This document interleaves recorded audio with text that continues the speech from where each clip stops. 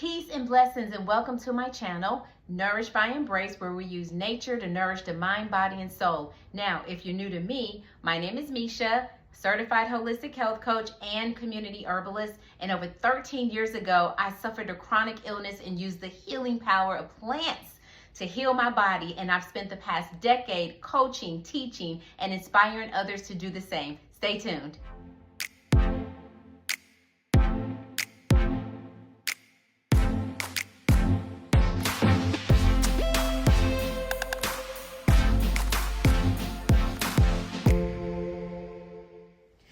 I started a series called Herbal Medicine 101, and this is where I focus strictly on medicinal herbs and what herbs to use for specific health challenges. So today I will cover the top 5 herbs that we use to support blood pressure and overall cardiovascular health. The first herb is hibiscus flower. So this flower is well known for lowering blood pressure, and aside from being a diuretic, it also has antioxidants in it that help lower both your systolic number, which is a top number, and the diastolic number, which is a bottom number, as well as support the overall heart health. It also contains anthocyanins as well as polyphenols. This relaxes the blood vessels, and it also helps with general circulation. Now, diuretics do make you pee a lot and release excess water and sodium. So whenever you go to the bathroom or pee a lot, this can actually help to support the kidneys as well as the heart. So the second herb that we're going to talk about today is hawthorn berries. You can also use the leaves as well. It's known to strengthen the heart muscle as well as support blood flow. It's also been used to help with hardening of the arteries, which we refer to as atherosclerosis, which is another video.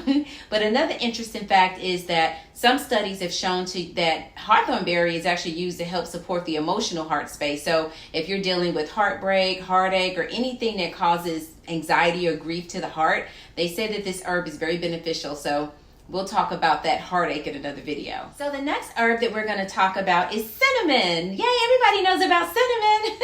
But did you know that you need to make sure that you get the cinnamon? It says Ceylon cinnamon, or it may say true cinnamon on some labels, but cinnamon actually helps to lower the top and bottom number over an extended period of time, and it helps to widen your blood vessels due to a compound called cinnamaldehyde.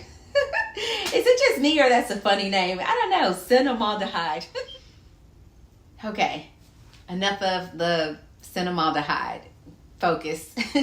Cinnamon also has magnesium and potassium as well. So let me tell you, potassium helps it to counteract the sodiumness in the body. And then magnesium actually helps to widen the vessels by stimulating a molecule that is in your body called nitric oxide. What is nitric oxide? Glad you asked. So nitric oxide, it is a molecule, but when it's released into the body, it causes the blood vessels to widen as well as relax. Now, when the blood vessels are widened and relaxed, this is called vasodilation. So what happens is your blood flow it's carrying oxygen, it's carrying nutrients, and it's being carried to all the parts of your body, your organs, your tissue, and all the many parts of your body. But as it relates to your heart, when you're getting enough blood flow, oxygen, and nutrients throughout your body and to your heart, you can absolutely help lower your blood pressure and protect you from many different cardiovascular issues. So the next herb that we have is cardamom. Cardamom is actually another spice, and it's really delicious too.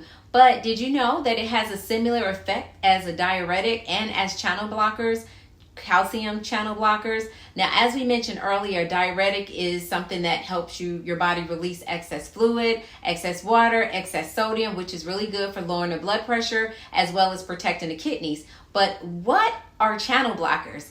I'll tell you. So channel blockers, or calcium channel blockers, are medicines that doctors give you because it blocks the calcium from entering into the cells of your heart and entering into the cells of your arteries. This is important because if calcium gets in there, too much calcium, it causes it to squeeze. Well, if your vessels are squeezing, you're not getting adequate blood flow to your organs and throughout your body. The final herb is motherwort. Motherwort is known to support women's reproductive health, but it's also a herb that's good for blood pressure issues, especially if you're experiencing elevated blood pressure due to stress or anxiety. If you're experiencing heart palpitations, it can help with that. If it's triggered by frazzled nerves, The other thing about motherwort, it is a mild sedative, so it's not going to knock you out, but it's going to help you chill out and relax. Okay, side note. All the herbs in the world would not outweigh a diet or a lifestyle that does not align with being healthy. So, having said that, make sure you eat right, sleep tight, stress less, pray and meditate more, grab your H2O and get moving. That means move your body, exercise, get moving. Oh, wait. So, I forgot to tell you, if you do decide to get any of the herbs that I mentioned in this video, or any herbs for that matter, make sure that you do your research, because with like any medicine, you're going to have your benefits, but you're also going to have the warning label. There are different restrictions, whether it's an age restriction, a time limit restriction. If you have pre-existing health issues, sometimes certain herbs could have an adverse effect to that particular health issue. So make sure that you know all the contraindications. Let's talk about that. So there are certain herbs that if you are currently on certain medications, for example, if you're taking blood pressure medicine and then you drink an herbal tea that has an herb in it that's designed to lower your blood pressure, where your pressure is going to get way too low and you're going to pass out. Or there are certain herbs that are designed to help when you're having PMS issues. But if you're pregnant, it may cause you to have a miscarriage. So you get the gist. Just make sure that you know all the contraindications and all the warning labels. Please.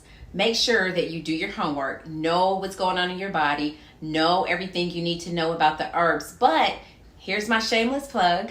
I'm an herbalist. So aside from being a holistic health coach, I'm also an herbalist. I'm a community herbalist, but I've also been trained extensively on clinical herbalism, which is another level where you're learning the human body anatomy, learning how different medicines interact with the body, different herbs, how they interact with the body. So if you want to reach out to me for products, for coaching, my information is in the bio. So having said all of that, make sure that if you're not subscribed, click on the bell icon below so that you'll be notified of more videos like this. I will be covering all things health and wellness, all things healing, all things elevating, all things vibrating high. So until next time, peace, love, and nourished.